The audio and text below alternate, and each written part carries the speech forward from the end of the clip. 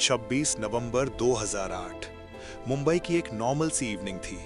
Roads पर heavy traffic था, लोग ऑफिस से घर लौट रहे थे, टूरिस्ट्स सी फेस पर घूम रहे थे, फैमिलीज अपने रूटीन में बिजी थी। सब कुछ बिल्कुल यूजुअल लग रहा था। किसी को जरा भी अंदाजा नहीं था कि इसी शांत शाम के पीछे समुद्र के अंधेरे में एक ऐसी प्लानिंग अपने फाइनल स्टेज पर पहुंच चुकी है जो पूरे इंडिया को हिला देने वाली थी। आने वाले 60 घंटे सिर्फ मुंबई ही नहीं बल्कि पूरी दुनिया टीवी स्क्रीन्स पर लाइव देखने वाली थी। रात के अंधेरे में एक छोटी सी बोट मुंबई की तरफ बढ़ रही थी। उस बोट में 10 लोग सवार थे, हर एक ट्रेन्ड, हर एक ही मिशन के साथ। उनका प्लान था एक साथ कई जगह अटैक करना ताकि शहर पैनिक और कंफ्यूजन में चला जाए और पूरा सिस्टम ओवरलोड हो जाए। वे कुलाबा के पास कोस्ट पर उतरे और छोटे छोटे ग्रुप्स में डिवाइड हो गए।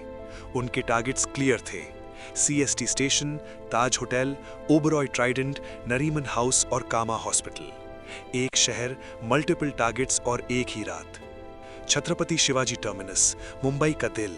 हर रात की तरह उस रात भी हजारों लोग वहां मौजूद थे। करीब 9:20 पर प्लेटफॉर्म पर फैमिलीज, स्टूडेंट्स और वर्कर्स अपनी ट्रेन्स का वेट कर रहे थे। तभी अचानक सब कुछ बदल गया। लोग समझ ही नहीं पाए कि क्या हो रहा है। पैनिक फैल गया, लोग अपनी जान बचाने के लिए भागने लगे। कुछ ही मिनटों में स्टेशन का पूरा सीन बदल चुका था। लेकिन ये सिर्फ शुरुआत थी।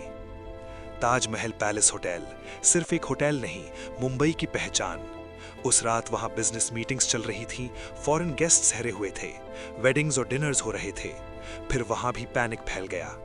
गेस्ट सेफ जगह ढूंढने लगे और होटल स्टाफ ने एक्स्ट्रा ऑर्डिनरी करेज दिखाते हुए कई लोगों को सेफ्टी जोन्स तक पहुंचाया।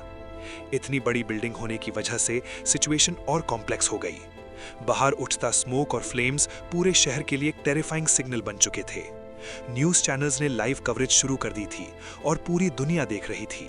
मुंबई क्राइसिस में था। एक तरफ ताज, दूसरी तरफ ओबरॉय ट्राइडेंट और कोलाबा में नरीमन हाउस। मल्टीपल लोकेशंस पर एक साथ क्राइसिस क्रिएट हो चुका था। पुलिस फोर्सेस अलग अलग जगह डिप्लॉय हो गई। हर जगह लोग ट्रैप्ड थे और रेस्क्यू की अर्जेंट नीड थी।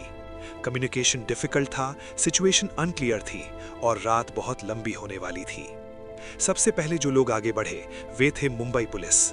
लिमिटेड इक्विपमेंट और अनक्लियर सिचुएशन के बावजूद उन्होंने पीछे हटना स्वीकार नहीं किया। उनका सिंपल गोल था जितने ज्यादा लोगों को सेफ निकाला जा सके। सिचुएशन धीरे धीरे कंट्रोल से बाहर जा रही थी, इसलिए दिल्ली से इंडिया की elite force national security guard NSG को बुलाया गया। ब्लैक यूनिफॉर्म्स में कमांडोज ने सिस्टमैटिक ऑपरेशन शुरू किया। Room by room, floor by floor search की गई।